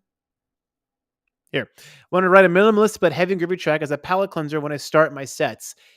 Spoken like a fucking true DJ and produced like a true DJ. Um, Again, if you're not in this world as much, I know some of you guys are watching from the BeatStars world, which is more hip hop beat driven. Like you may not have picked up on some of the nuances of the contextualization of these kinds of songs here, but I have over the last like 12 years or so. And that's exactly what this fucking song sounds like. And again, as a service provider to other DJs, I really feel like this is the ultimate handover track, right? Like, all right, let's go. You're with me now, right? That's exactly what this kind of felt like to me. And again, from a mix standpoint, from a mastering standpoint, it's there. It's there. I don't know why. Can I ask you this though? Shenanigans, James, Shen, whatever. Uh, how did you submit? Were you using like a submit hub or something like that? Let me know how you submitted to labels. And also let us know when you did release this track too, because there still might be more to the story here. In terms of feedback, I have none. Worked for me. Again, if I was listening to a mix or at a club or whatever, this did its job. This did its job. Label radar, Verp. Okay. And then, yeah, when did the track come out? Let us know. Because I really think, as I may not like to hear this, some of you guys, but It really is just a matter of relationships too. I really feel like if this was handed to someone, or if you handed this to someone who you had a personal relationship with, this would be a no-brainer. January 27th, it came out. Yeah, man. As you saw with a lot of the SoundCloud response, it's there. But I think the moral of the story is that you just have to keep moving. Number one, but also thankfully you have your own functions for the song. You're like, you know, when I DJ, this is my shit right here. Like it's my palate cleanser. And if the other DJs are blowing it, then they're blowing it, dude. And I know a lot of these people might have a huge influx of information coming to them at all times. It's important to remember that as long as you know this shit fucking hits and you get feedback like this from us, you just got to keep it moving, dude. You just really have to keep it moving. But I'm super stoked that that was the quality shit I just heard because it's there, man. I have no other feedback from a mix or anything standpoint. It's just, I feel okay about the rejection. I mean, rejection, is it rejection, or again, it was just like is not being the right fit a rejection of some kind? You know, I don't necessarily think that's always the case. But again, for those who may not be in this world as much, the Chris Canes, you just heard three badass producers that are open for remixes and that can absolutely transform your world into something else. And I think that's the beauty of collaboration. That's the beauty of this show too, is that I'm looking to attract artists from all walks of life. We had a singer songwriter indie pop person earlier, you know, and now we moved on to electronic music. We have some hip hop, R&B, and I really feel like the name of the game is collaboration, you guys. So please, by all means, connect with each other. I'm gonna put his Instagram. Oh, actually, sorry, I should put your Instagram up.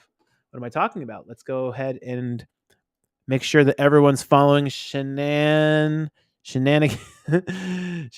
Music on Instagram. Let me just pull this up so we can all see it. All right.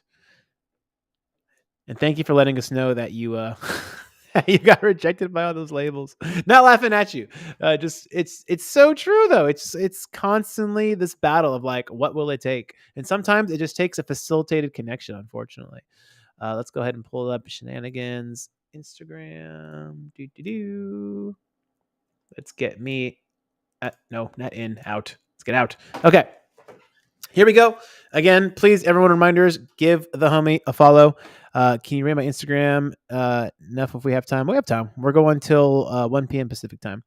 Living with me. Don't get me. Yeah. It's all good, dude. James Shen. He's the co-host of PTTP show. What is this now? Paint the Town podcast. We'll get into this. Let's come back to it. What does Maine mean? Oh, interesting. So is this like okay. Akshen, the producer. Here you are. I got you. Here you are. And this is, I guess, the other project you have that's more house and techno, I'm assuming. You tell me. I don't want to put words in your mouth here. But let's take a look at the gram. All right. First post, first thing. All right, copy you. Let's copy you. I copy you, you copy.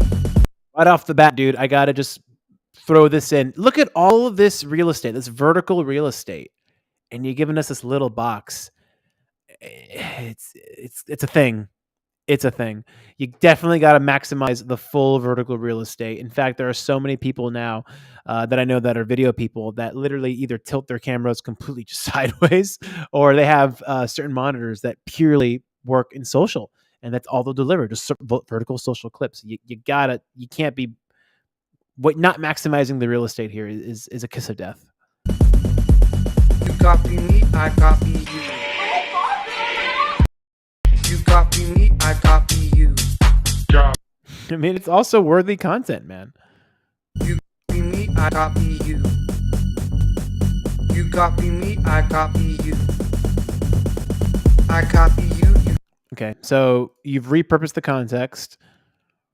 Yeah, listen to the fat bass. I think we can all relate to that. Yeah, shareable memes. Okay. Nice. Social proof. Here it is. Very nice. Everyone take note. Take note. Some social proof right here.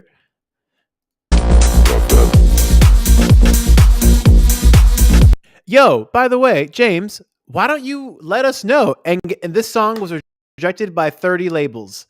Because don't you feel like it's going to make your own audience be like, they're fucking stupid, I'm going to support it.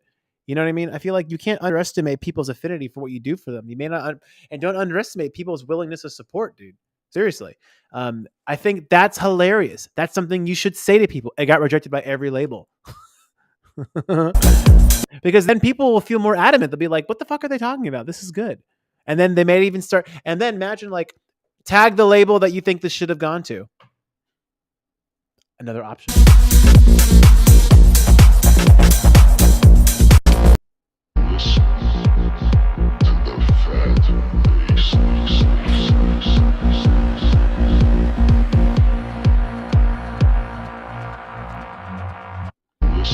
Yeah, and again, as someone who's experimented this with myself and with clients especially, um, this shit doesn't work.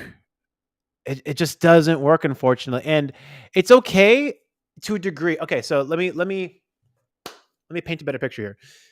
It's okay to do like the texty stock video shit as long as you know it's one of many, many, many in the pipeline. Uh, when it comes to at the very least making awareness. So as we know, it takes multiple impressions, right, to make a conversion of some kind. And sometimes this is okay. But you'd be really really surprised to see how much your face makes a difference, man. To give you an example, I can just quickly go to my own profile real fast and show you, for instance, some posts that I just knew they were not going to perform well. Like for instance, I knew this was going to be a shit post.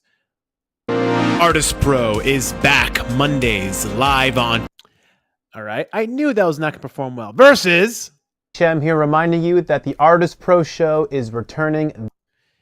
People, I think they need to connect with people is what I'm getting at here. And it's interesting because this is kind of like an alter ego of some kind. I get it. I just feel like people still need to see you do you and getting your face without being as spammy as possible, obviously, as much as possible. So this shows, okay, like Maine, like I feel like there's another way to do this. Like in a way, I mean, you guys tell me. Pretend this is gospel or anything, but to me, this kind of shows that like it's a side project. Follow it if you want. You know, I feel like for the uninitiated, because look, dude, someone may have found you as shenanigans and have no idea you're just James Shen, the producer. And I feel like give that equal love. You got to show that this is a primary project, even if it is a secondary project for you, to at least showcase that there's a level of investment here that's worth following. That's the big one. Music from Muppets and Models. I need to see way more the Muppets and Models thing without, of course, copying what we may have seen. I'm sure you guys have all seen that one dude. I forgot what his name is on Instagram and on YouTube who gives like production tips, but he does it but with Muppets and stuff. There might be another way you could do this as well, but I feel like I will say this in terms, your brand has a shit ton of potential in terms of creative potential. There's so much stuff you can be doing here that would be very, very interesting and engaging and even funny. I think your brand is built for funny. And maybe it's just like the funny side of your personality. And by the way, this is why having multiple projects is a good thing because you can really accentuate other parts of your personality. So I really, really do dig it. But let's go to your main one real quick. Just another hyper. Dude, you're a fucking funny dude. Like, lay it in, lean into this shit way more. DJ producer. So interesting. So you do have this kind of back and forth. I don't want to get into. Maybe we can come into another point. We can discuss why the variant. Why can't just James Shen be dropping the house and techno? But I'm actually. Why don't you tell us why can't just James Shen be dropping the house and techno? Why did you feel a need to create shenanigans? I am curious. Aside from the great branding potential, which I obviously see here, but maybe there's another reason. I don't want to assume on. So maybe you just tell us why you felt the need to separate the two. But again, I feel like, and you said you shared that it was rejected, but I feel like I don't see a post of that. Of like, and again, you're a fucking funny dude. You could have been something like this Friday, the song that no one wanted, and you can tell a little story about how it was rejected by everybody. I feel that would inspire me to want to share it and help you out more. Oh, by the way, I should also mention what always works really well for content for your audience, but particularly to get other people like labels and DJs on your radar. share, if you have it, video of you playing the track live, and don't film yourself, film the audience. One thing we did a lot, particularly if you guys want a little insider thing here, whenever I worked with certain labels that had certain relationships with the folks like, I don't know, say Beatport, um, they would always prefer a video of the song played live. And I was always instructed to either hire someone to send them out there on the road, or sometimes I'd just be with the guys and I would just do it myself. Know when a track is coming, usually the drop is what you want, and you would show the audience reacting. Those were always the highest performing videos in terms of conversions, and the highest performing videos in terms of getting new followers for people on Beatport, because they can say, if you want reactions like this, follow this artist, buy their tracks on Beatport, follow this person. You know what I mean? So if you can, the best way to promote a track like this, you guys, for all the DJs right now, yo, get video of your song being played in the wild. Where am I? Did I fall off the page here? Here I am. Yeah, get video of your tracks being played in the wild, and particularly show the audience reaction. Social proof is one thing, banger, bro, but like visual dance floor proof is a whole different thing to consider. And it's always the most potent form of social proof when it comes to a DJ, is to literally show that the floor is moving and you're doing your job. So once again, follow Shenanigans Music on Instagram. His main one also is over here, which I will put up also in the chat real quick. If you want to follow the primary one, just go ahead and put this up. Follow the homies. Okay. And Chris Kane, you did send an email question. So I'm going to pull it up over here, and we're going to close with this. Let me pull it up. Also, shout out to everyone who joined the re-premiere, the debut again of the Artist Pro show. What'd you guys think, by the way, before we wrap this up? Like, if you want, give me feedback. Aside from what I already know of getting other ways to share audio, that'd be good. Also, bumping up my stream quality to 1080, just for the fairness of people who have really well mixed and produced shit that I'm hearing. You guys get to hear it at that quality too. Any feedback that you guys have, by the way, send me DMs, send me Instagram, send me anything, send me an email. Artistpromail@gmail.com is definitely the best place to do that. But before we get out of here, let's pull up a question from Chris Kane, and I'm going to just blow it up so you guys can see it over here. Oh, this is one I want everyone's feedback on. If you're still watching and you're hearing the show, I want everyone's feedback on this one, because this is a very, very hot topic right now. Chris Kane, I'm pulling up your question right over here. Let's toss it to the side because it's in the way a little bit. All right, here we go. Chris Kane asks, how do you feel about ChatGPT and other AI programs that are giving major shortcuts to creativity? Will it kill the artistry or improve it? Everyone needs to respond. If you're watching this, please get in the chat, and I need everyone's opinion. In fact, I should even have some, this is actually a good idea. I will sort through questions that I think are the most either controversial or conversation worthy.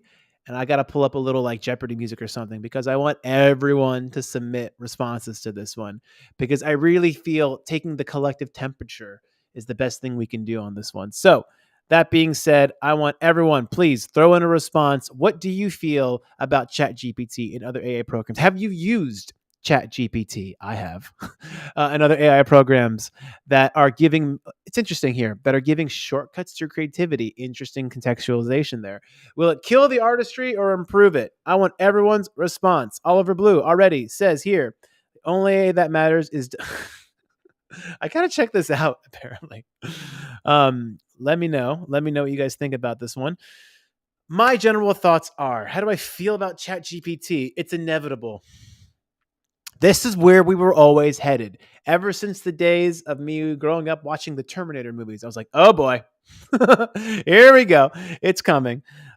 This was always the next evolution. But you guys, if you think about it, did the phonogram kill like live music? Did tapes and CDs kill live music? Did downloads and streaming kill live music? Will chat GPT and AI kill creativity? No, I don't think it's going to kill creativity. I don't think it's going to put us out of work. I saw a great quote from someone. They were saying that, like, these programs cannot feel hurt. They cannot, not yet. They cannot feel despair. They cannot feel the things that, we as artists and musicians pull from. But how do I feel about it? It's inevitable. It's freakishly powerful. And by the way, I really think we haven't seen anything yet. I think because I've watched a lot of videos about the prediction models that all these things basically are running. And if you think about it, you guys, we're still in the Stone Age when it comes to this stuff. We really, really are. But I don't think it's anything to be worried about from a creator standpoint. I think it's something worried about from a fucking political discourse standpoint, but not from a necessarily creative standpoint. I still think there's always going to be a place for humans to be creative, to express themselves. I think nothing will ever compare to live musical experiences. And I say this as a musician who plays drums as part of my living. Nothing will ever really replace that. I think it's powerful to be an assistant. I know Microsoft is using it to power their new Bing platform. They're having a lot of AI and ChatGPT influence sort of things there to help you plan a vacation better. Like, for those little things, I'm for it. Like, make life easier for us, so we can focus on things like being creative. I'm for it, for letting us, bypass things that would normally be menial bullshit tasks. Totally fine for it. Now, I also think there's going to be a whole new genre of people who are using AI music, AI generated music, as a means to build celebrity and talent. Is anyone here familiar with Vocaloids in the VTuber space? Let me know in the chat. I consulted for probably shouldn't say who exactly, but I consulted for a very big company that is investing a lot of money into Vocaloids and VTubers. What are Vocaloids? What are VTubers? These are anime influenced people, who are anime influenced fictional characters that live on YouTube that are singers, quote unquote, but they're AI. They're avatars. It's not, you don't see a real human. It's like looking at a video game the whole time. And they sing, but they're also heavily processed. They're, written by other songwriters. But it's huge, you guys. If you're not looking into Vocaloids, check them out. They're obviously very big in Japan, but they're fictional characters that sing and have written songs. I totally see a world where people will make fictional avatars using basic, 3D modeling, and use AI to write songs for them, but as a means, not to say I'm an artist, but as a means to mostly say I'm a personality, I'm an influencer, whatever you want to call it. But I don't think they're going to completely eradicate the human form of expression. The technicians, though, in the room who rely on mixing and mastering and production, those sorts of things, I just say you guys have to adapt. I think you guys just have to move with the technology, because we all know what happens when you try to fight it. We've all seen it, right? We've all seen what happens when we try to fight the inevitable. You get left behind. And I think it behooves everyone to move forward with the technology and find ways to integrate it in a way that makes sense for you. But I wouldn't really be worried about, am I going to lose my job? Is art going to become stale? Art's already become stale in so many ways. In fact, that's another point I have here. So many kids, especially, are growing up with auto-tune. They're growing up with like songs that are so cookie cutter but they don't care.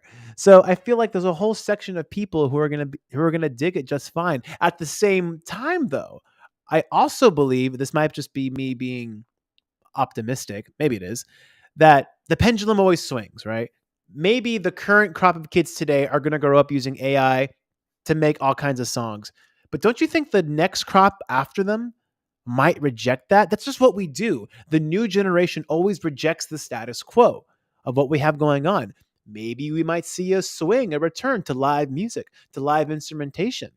At least with live music, the whole point of music being something that's captivating to me is that if I see someone ripping it on guitar, drums, or someone singing amazingly, what goes through my brain is like, despite the fact that you are human and have so many limitations, you still did that.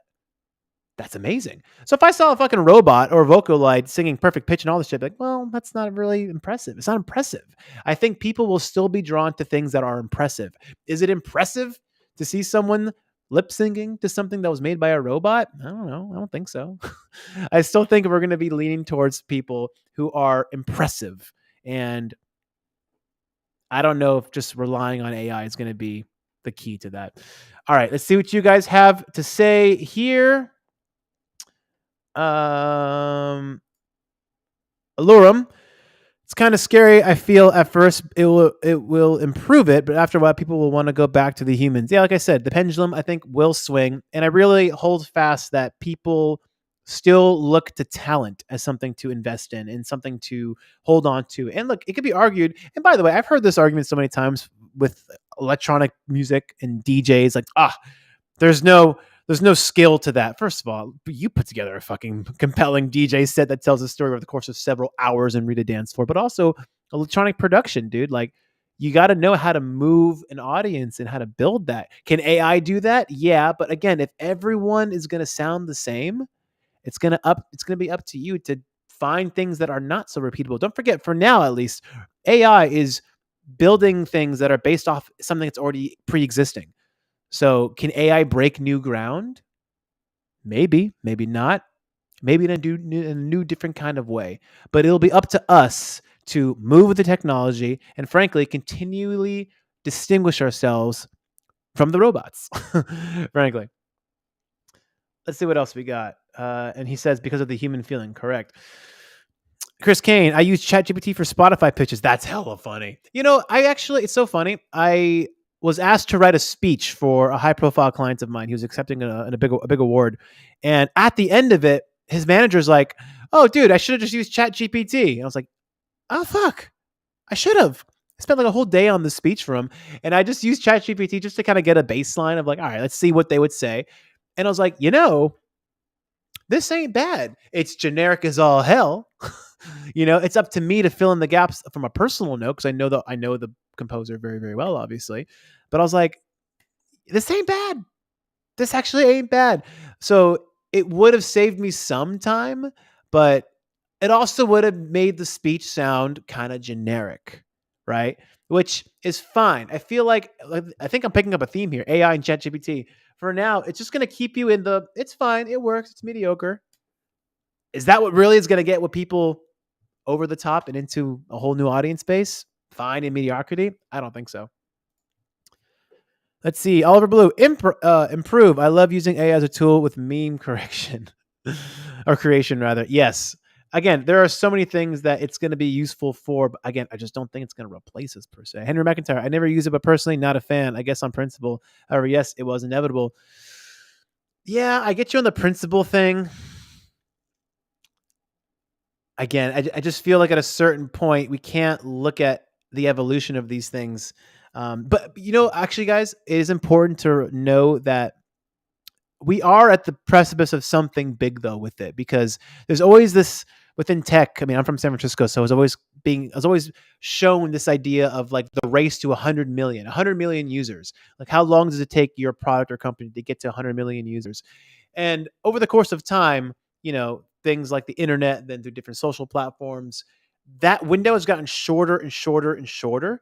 Like, Facebook took like 2 years to get to 100 million users, just for context, which was at the time like, holy shit, right? ChatGPT took 2 months. 2 months to get to 100 million users. So we are at the precipice. I feel like something big is going to go down in terms of the transformation of how we look at the internet and internet culture. And don't forget, in the grand scheme of things, the internet's still relatively new in the span of human culture. I think it's something worth keeping our eye on, but the principle thing, I get it. Like, it's not meant to replace you. But it's nothing to look at as the enemy either, at least not quite yet. At least for me. Chris Kane, I think it's putting some graphic artists out of work or limiting their work. The photos AI come up with are wild. Yeah, it's also pissing off a lot of visual artists as well, and it's also misleading. By the way, Chris Canna, to emphasize your point, there's a few people I know who, before I really was even paying attention to all this AI stuff, like they would be posting AI generated images, and I'd be like, "Wow, that's amazing," and then quickly realize, wait, you didn't do anything. So, is it putting them out of work? Tough to say.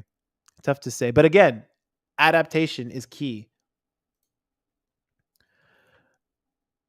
Oliver Blue, I'm into wrestling. Yeah, that's the understatement of the year, probably. Yes, I'm massively into professional wrestling. Uh, for those of you who don't know that, there's music, and then there's like pro wrestling, like right beneath it. In terms of what dominates my life, yeah, dude, I'm a massive pro wrestling fan. I go to every event locally. I follow everything religiously. I'm a massive pro wrestling fan. Yes, if you've not tried it out, by the way, but I gotta try that out for Spotify pictures. That's really fucking funny. Check it out. I mean, play with it, you guys. If you've not played with ChatGPT, just play around. Just try it out. My God, is dudes with podcaster for you? Will also compulsively impersonate Hulk Hogan. All right. I gotta check it out. And wrestling's a bit okay. Now I'm sold. And then, yes, to kind of wrap it up here, Oliver Blue, remarkable human skill will always be, I think, the primary interest generator for tons of people. So very important to keep in mind. All right, you guys, this was the first show. I appreciate you. Please, please, please tell a friend, have them submit. There's the QR code right over there. They can also always go to theartistpro.com to check out anything they want to get on the show. Submit your links, submit your materials. If you enjoyed the stream today, tell a homie. And again, if you can, support the stream in any way you can. I'm going to be ramping up the production value on the next show to at least 1080p, which has its own cost to it. So shout out to James Shen for helping soften the cost of that, dude. I really do appreciate it. And again, the best thing you guys can do outside, of course, from monetarily supporting the stream is to tell your friends, get them on the show. As you can see here, we go into depth. We have 2 hours every single week. Every single Monday, you guys, come back here, 11 a.m. Pacific time. We still even have some other questions I didn't get to on the email side of things, including some other forms of music too. If you've got any other suggestions for me, leave them on my DMs. Email me. I'm always open to hearing what you guys have in mind. And this show will get better the more input I get from you. So this show is about you too. So the more you put into it, the more you get out of it. But for now, again, thank you guys for tuning in for this re-premiere of the Artist Pro show. And I really look forward to doing this every single Monday. Come back next Monday, 11 a.m. Submit more music. Chris Kane, I saw you. You submitted some more music. We'll get to it, dude. You're on the show next week, guaranteed. So once again, you guys, thanks so much. Tell a homie. Have a lovely, I guess today's a holiday too, President's Day. Have a lovely holiday. Have a lovely week. And any questions about anything, hit me up. I'm happy to address them here on the show. Thank you guys so much.